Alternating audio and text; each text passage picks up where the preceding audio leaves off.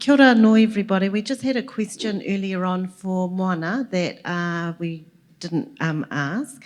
And so I'll just read out the question and then I'll pass over to Moana. So the question is, to what extent does Dr. Jackson consider that our current cohort of politicians are open to or are actively exploring constitutional change in the way that you discuss?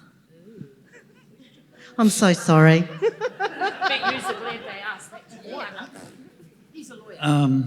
Kia ora and kia ora to our kaikorero first. That was an amazing session. Thank you. He tino mihi kia koutou.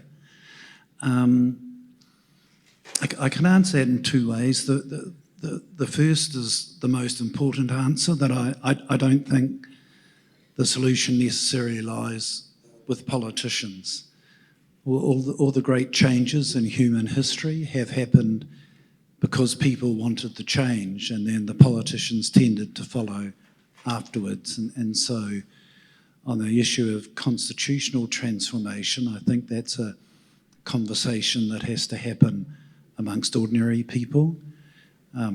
Do we want to have a country that is based upon the relation treaty, or do we want to continue to be governed through an adversarial system that comes from somewhere else, that is not born of the ineffable hopes in this land?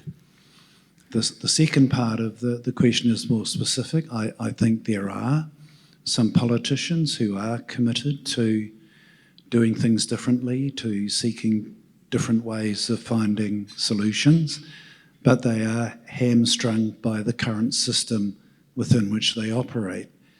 When you have an adversarial system, as the Westminster system is, then by its very nature, I think, it mitigates against cooperation, it mitigates against consensus, and favours conflict.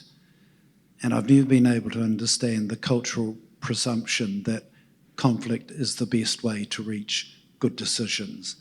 So there are a number of politicians, I think, who would like to see things differently, and part of the challenge is to alter the framework within which they currently operate. Kia ora.